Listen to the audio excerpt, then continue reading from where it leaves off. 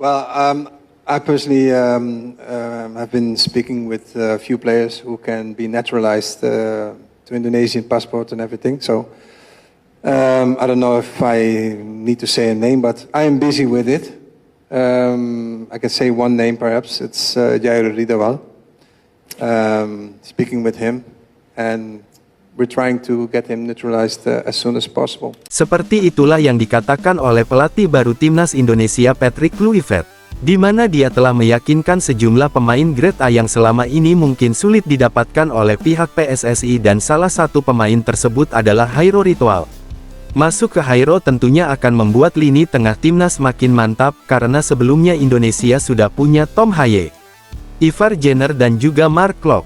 Dan melihat situasi yang ada saat ini dengan datangnya 3 pelatih baru asal Belanda tentu membuat tim-tim pesaing macam Cina, Bahrain, Arab Saudi, Australia, bahkan Jepang sekalipun mulai mewaspadai kekuatan baru timnas Indonesia. Bahkan Australia menyebut kalau dengan perubahan nyata yang dilakukan oleh Indonesia akhir-akhir ini, tentu target mereka sudah jauh berubah. Yang awalnya hanya incar peringkat 3 dan 4, mungkin mereka akan langsung incar satu tempat ke Piala Dunia 2026. Seperti yang sudah diketahui sebelumnya, slot untuk lolos ke Piala Dunia secara langsung masih terbuka sangat lebar, jadi sangat disayangkan apabila kita enggak gaspol di 4 laga krusial nanti. Selain itu untuk level kelompok umur, PSSI juga menargetkan tim U20 serta tim U17 untuk bisa lolos ke Piala Dunia, yang mana artinya standar pun juga ikutan jadi lebih naik. Sehingga mau tak mau segala usaha yang dilakukan pun harus lebih maksimal. Namun dari semua itu jelas konsen utama adalah di timnas senior, mengingat segala hal yang terjadi tolak ukurnya di sana. Jadi mau tak mau PSSI memang lebih besar untuk ngegas tim senior supaya bisa lolos ke Piala Dunia 2026. Benar saja di awal tahun 2025 kejutan demi kejutan telah diberikan oleh PSSI, meski sempat mengundang banyak tanda tanya ketika secara tiba-tiba Pak Erik memecat Shin Tae-yong secara sepihak, dan menunjuk Patrick sebagai pelatih kepala yang baru. Namun tahu asisten pelatih Indonesia Alex Pastor dan Lanzat langsung luluh semuanya. Karena semua tahu kalau Alex Pastor dan Denny Lanzat punya track record yang baik di pentas Liga Belanda. Terutama Bang Alex ini dia berhasil membuat 3 tim berbeda untuk promosi ke divisi atau kasta tertinggi Liga Belanda.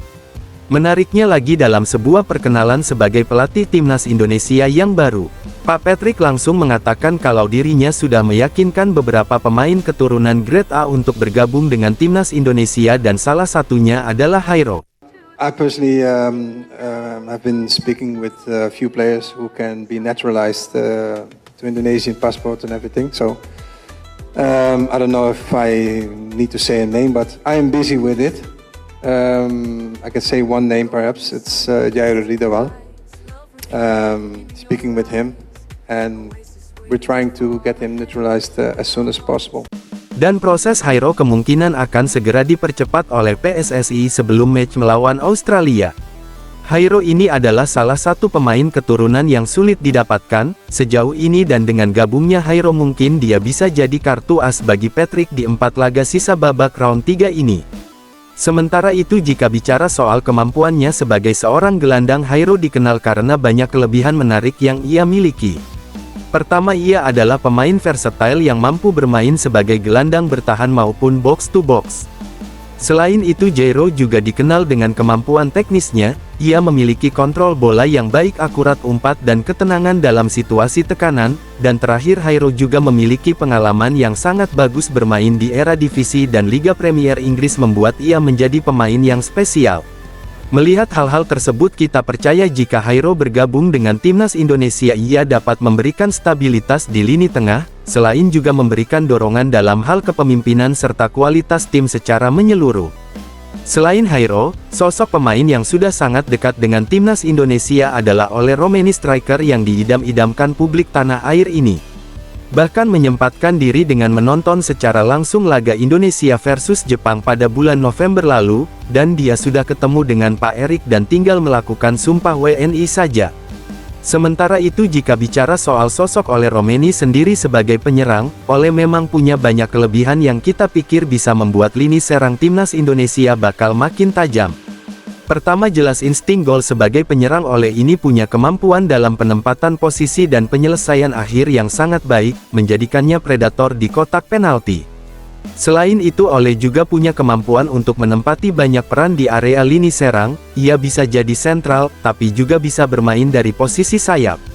Di mana Ole ini punya kelincahan dan juga skill olah bola yang sangat bagus. Itu kenapa kehadirannya benar-benar diinginkan para penggemar timnas saat ini. Target Indonesia berubah, seperti kita tahu kalau sebelumnya pihak PSSI menargetkan untuk mengamankan peringkat atau 4 dan melanjutkan perjuangan di babak selanjutnya. Namun rencana itu seketika berubah setelah Shin Tae-yong tak lagi menjabat sebagai pelatih kepala timnas Indonesia dan telah digantikan oleh Patrick Kluivert, dan dengan wajah baru yang lebih fresh serta nantinya akan kedatangan sejumlah pemain keturunan baru grade A tentu membuat Australia makin was-was jelang menghadapi Indonesia. Karena tentunya target mereka adalah bisa meraih kemenangan ketika bermain di laga tandang pada tanggal 20 Maret mendatang. Selain itu, dengan banyaknya wajah-wajah baru akan membuat timnas makin sulit untuk ditebak, apalagi mereka ini punya asisten pelatih yang dijuluki sebagai El Profesor oleh media-media di Belanda yang juga spesialis membuat tim promosi ke era divisi. Mancini peringatkan Australia untuk hati-hati, ketika masih menjadi bagian dari timnas. Arab Saudi telah mengakui kalau sepak bola Indonesia telah mengalami perkembangan yang cukup signifikan. Apalagi saat ini dirinya tahu kalau timnas Indonesia telah mengganti pelatih Shin Tae-yong dengan pelatih asal Belanda.